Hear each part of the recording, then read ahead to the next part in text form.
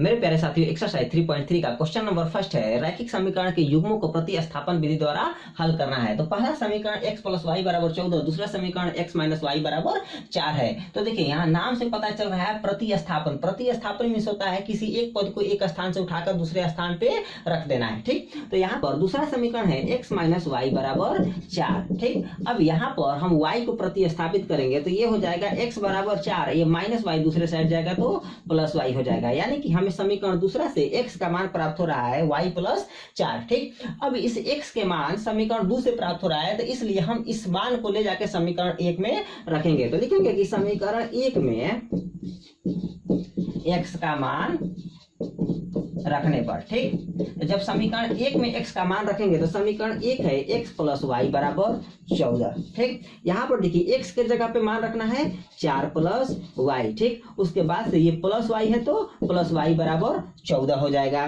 ठीक, अब यहाँ पे देखिए y और y जुड़ के हो जाएगा 2y, अब बराबर में 14 है तो 14, इस +4 को दूसरे साइड ले जाएंगे तो ये हो जाएगा -4, यानी कि 2y = 14 - 4 10 बच रहा है। ठीक, अब ये 2 जाके इधर भाग हो जाएगा तो लिखेंगे y = 10, अब बटे 2 भाग करेंगे तो y का मान आ गया 2 × 5 = 10, यानी y का मान आ गया है 5। अब ये जो y का मान 5 आया है इसे हम समीकरण 1 या 2 कहीं पर भी रख सकते हैं। तो समीकरण 2 में ही इसका मान रख के देख लेते हैं। तो लिखेंगे कि समीकरण 2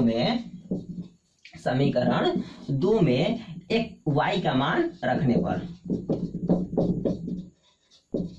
ठीक, अब देखिए समीकरण 2 कौन सा है, तो समीकरण 2 है x - y = 4। इसे हम हल करके लाए हैं x = 4 + y, तो हम डायरेक्ट इसी को लिख लेते हैं। तो ये हो जाएगा x = 4 + y, समीकरण 2 है। ठीक, क्यों, यहां से आया है। ठीक, अब देखिए यहाँ पर हम y का मान रखेंगे तो x बराबर हो जाएगा 4 प्लस y का मान आया है यहाँ से 5, तो 5 रख देंगे तो ये हो जाएगा x = 5 × 4 = 9, यानी कि x का मान 9 आ गया और y का मान 5 आया है। ठीक, ये हो गया पहला क्वेश्चन। अब इसी का दूसरा क्वेश्चन देखना है। क्वेश्चन s - t = 3 और s/3 + t/2 = 6। यहाँ पे देखिए पहला समीकरण और ये है दूसरा समीकरण। तो दूसरा समीकरण को हल कर लेते हैं तो 3 और 2 का लघुत्तम हो जाएगा 6। ठीक, 3 से भाग करेंगे तो 3 दूना के 6, तो 2 ले जाके गुणा करेंगे तो ये हो जाएगा 2s, अब प्लस ये हो जाएगा 2 × 6, तो 3 से गुणा करेंगे तो 3t बराबर में 6 हो जाएगा। अब देखिए इस 6 को 6/1 लिख सकते हैं, तो तिरछा तिरछी गुणा करेंगे तो ये हो जाएगा 2s प्लस 3t बराबर 6 के 36। ये हो गया समीकरण दूसरा। अब देखिए यहाँ पे हम पहले समीकरण को प्रतिस्थापित करते हैं। तो पहला समीकरण है s - t = 3, तो ये हो जाएगा s = 3 - t इधर जाके प्लस t हो जाएगा। अब s का मान हम समीकरण 1 में नहीं रख सकते हैं क्योंकि समीकरण 1 को ही हल किए हैं, तो ले जाके समीकरण 2 में रखेंगे। तो लिखेंगे समीकरण 2 में s का मान रखने पर।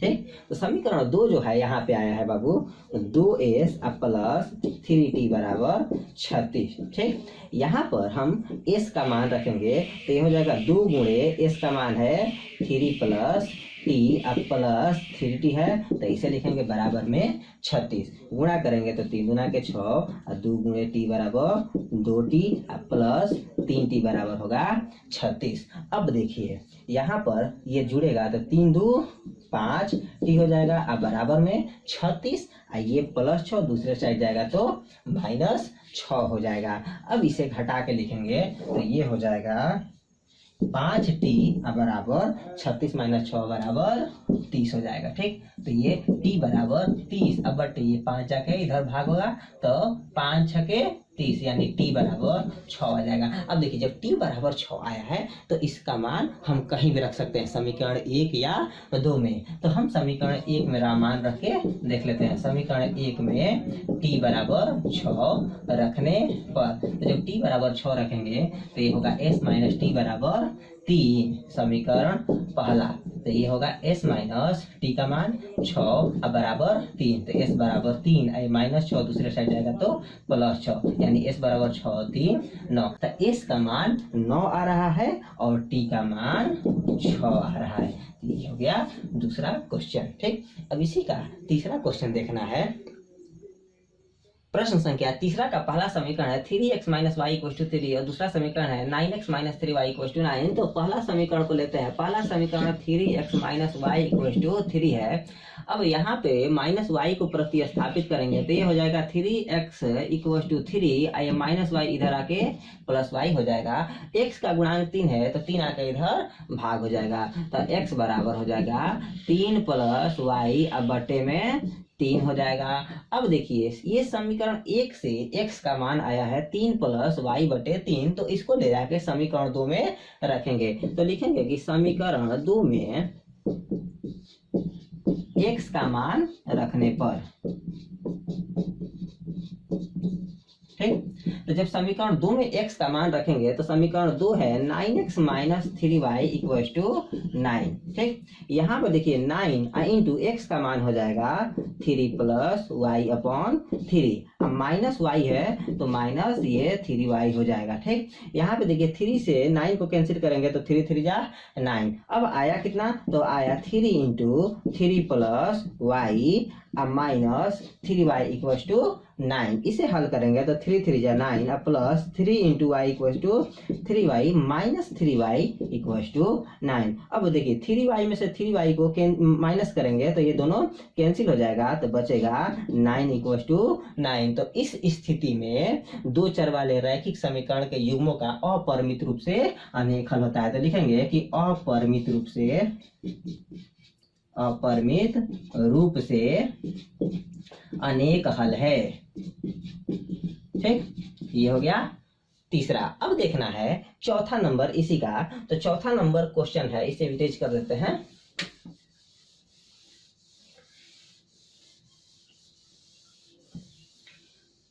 चौथा नंबर प्रश्न है 0.2x plus 0.3y equal to 1.3 और इसी का दूसरा समीकरण है 0.4x plus 0.5y equal to 2.3। अब इसे हल करना है। तो देखिए इसको हल करने का सबसे आसान तरीका ये है कि हम ऊपर नीचे क्या करेंगे 10 से गुणा कर देंगे, यानी समीकरण 1 और 2 दोनों में 10 से गुणा करेंगे। तो जब 10 से गुणा करेंगे तो ये हो जाएगा 2x plus 3y equal to 13। ठीक, पहला समीकरण। और दूसरा समीकरण में 10 से गुणा करेंगे तो ये हो जाएगा 0.4 गुणे 10 बराबर 4x और 0.5 y गुणे 10 बराबर हो जाएगा ये 5y और बराबर 2.3 को 10 से गुणा करेंगे तो 23 हो जाएगा। समीकरण दूसरा हो गया। ठीक, अब देखिए अब इसे हल करना है प्रतिस्थापन विधि से।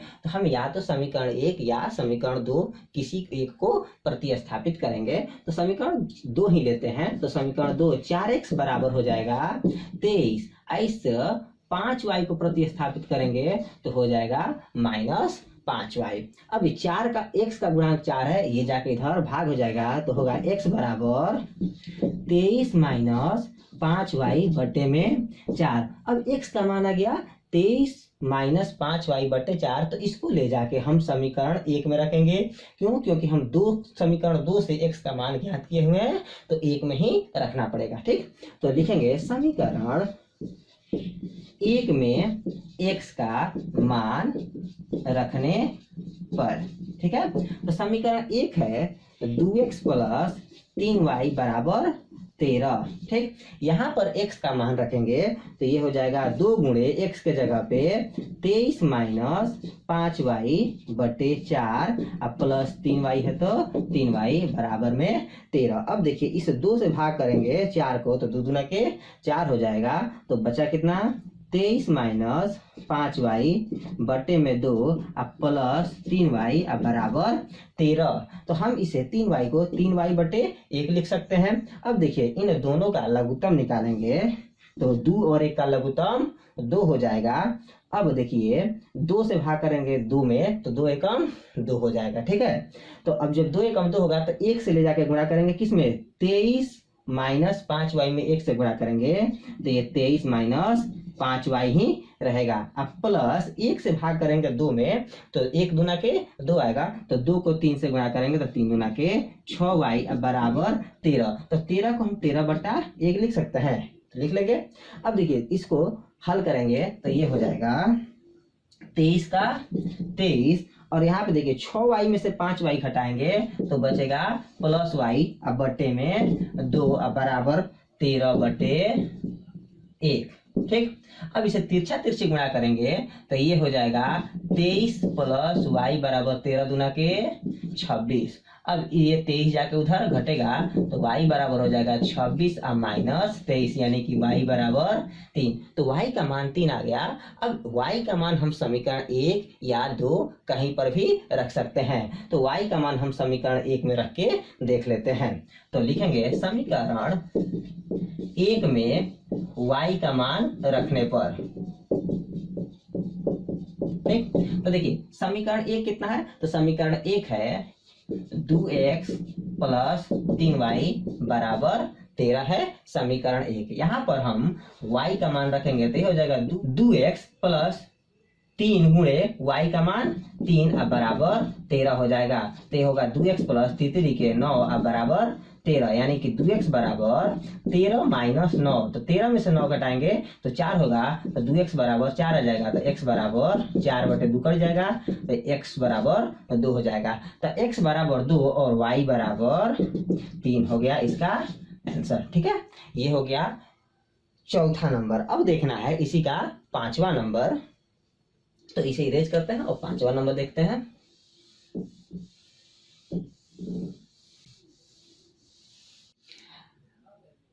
पांचवा प्रश्न का पहला समीकरण है √2x plus √3y equal to 0 और दूसरा समीकरण है √3x minus √8y equal to 0। तो इसको हल करेंगे तो दूसरा समीकरण लेते हैं। दूसरा समीकरण √3x माइनस √8y बराबर 0 है, ठीक। अब इस माइनस √8y को प्रतिस्थापित करेंगे तो ये हो जाएगा √3x बराबर प्लस √8y, ठीक है। माइनस था दूसरे साइड जाएगा तो प्लस हो जाएगा। अब यहाँ पे x का गुणांक √3 है तो ये हो जाएगा x बराबर √8y अब बट्टे में √3। अब यहाँ पर देखिए x का मान आ गया √8y बटे √3, तो x का मान हम समीकरण 1 में रखेंगे, ठीक है। तो लिखेंगे समीकरण 1 में x का मान रखने पर, ठीक है। तो देखिए अब समीकरण 1 है √2x plus √3y equal to 0, समीकरण पहला, ठीक। यहाँ पर √2 ही रहेगा और x का मान आ गया है √8y बटे √3 प्लस √3y बराबर 0, ठीक। इसे हल करेंगे तो ये हो जाएगा, गुणा करेंगे तो √8 गुणे √2 बराबर होगा √16y बटे √3 अब प्लस √3y अब बट्टे में हम लिख सकते हैं 1 बराबर 0। अब √3 और 1 का लघुत्तम निकालेंगे तो √3 ही होगा, और √3 से √3 को भाग करेंगे तो 1 कट जाएगा 1 मर्त में, यानी कि 1 से ले जाकर गुणा करेंगे √16y में तो √16y ही रहेगा। अब प्लस यहाँ पे देखिए 1 से भाग करेंगे √3 में तो √3 आएगा। अब √3 को ले जाकर √3 में गुणा करेंगे तो √3 इंटू √3 बराबर √9 बराबर 0 हो जाएगा, ठीक है। अब देखिए √16 का वर्गमूल होता है ये 4, तो ये 4y हो जाएगा। √16y बराबर 4y अब प्लस √9y बराबर हो जाएगा 3y अब बट्टे में √3 बराबर 0 होगा, ठीक है। अब यहाँ पर हम तिरछा तिरछी गुणा करेंगे तो ये हो जाएगा 4y अब प्लस 3y अब बराबर √3 गुणे 0 बराबर √3, तो ये हो जाएगा 4 3 7y बराबर 0।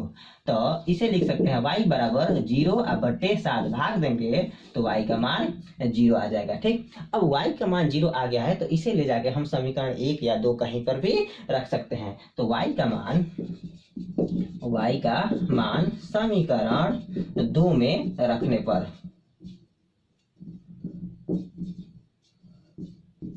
ठीक है। तो जब y का मान समीकरण 2 में रखेंगे तो समीकरण 2 है √3x और माइनस √8y बराबर 0 है समीकरण 2। तो हम इसे लिख सकते हैं √3x बराबर प्लस √8y माइनस √8y है तो दूसरे साइड ले जाएंगे तो प्लस √8y। अब यहाँ पे y का मान रखेंगे तो ये हो जाएगा √3x इक्वल टू √8 गुणे 0 यानी कि √8 से 0 में गुणा करेंगे तो 0 हो जाएगा। तो बचेगा √3x यानी कि x इक्वल टू 0 अब बटे √3 हो जाएगा। √3 से 0 को भाग करेंगे तो ये भी हो जाएगा 0 यानी x बराबर 0 और y बराबर 0 इसका आंसर होगा। ठीक है। अब इसी का अगला प्रश्न देखना है, प्रश्न संख्या 6। तो प्रश्न संख्या 6 हल करते हैं इसे इरेज करके। तो प्रश्न क्या 6 का पहला समीकरण है 3x बटे 2 माइनस 5y बटे 3 बराबर -2। और दूसरा समीकरण है इसका, दूसरा समीकरण है x बटे 3 प्लस y बटे 2 बराबर 13 बटे 6। अब इसे हल करना है तो हल करते हैं। देखिए पहला समीकरण में इसका एलसीएम निकालेंगे 3 और 2 का, तो एलसीएम हो जाएगा 6। 3 2 का एलसीएम 6। अब 2 से भाग करेंगे 2 3 6, तो 3 से ले जा गुणा करेंगे तो 3 3 के 9x माइनस 3 दूना के 6 होगा, तो 2 से गुणा करेंगे तो 5 दूना के 10 y बराबर -2। अब -2 को हम लिख सकते हैं -2 बटे 1। अब इसे तिरछा तिरछी गुणा करेंगे तो ये हो जाएगा 9x माइनस 10y बराबर 6 दूना के 12। अब माइनस है तो -12। ये हो गया पहला समीकरण। दूसरा समीकरण है इनका भी लघुत्तम हो जाएगा 3 और 2 का 6, तो 2 से गुणा करेंगे x में तो 2x और 3 से गुणा करेंगे y में तो 3y बराबर 13 बटे 6। अब देखिए बराबर के इस साइड और उस साइड दोनों साइड क्या है 6 6 है, बटे में तो 6 से 6 कटा देंगे तो बचेगा 2x प्लस 3y बराबर 13 समीकरण दूसरा। अब हम इसमें से किसी एक को प्रतिस्थापित कर लेंगे, तो हम पहले समीकरण 1 को ही प्रतिस्थापित करते हैं तो ये हो जाएगा 9x बराबर -12 और ये -10y है तो इधर जाके हो जाएगा प्लस 10y। तो x बराबर हो जाएगा -12 प्लस 10y।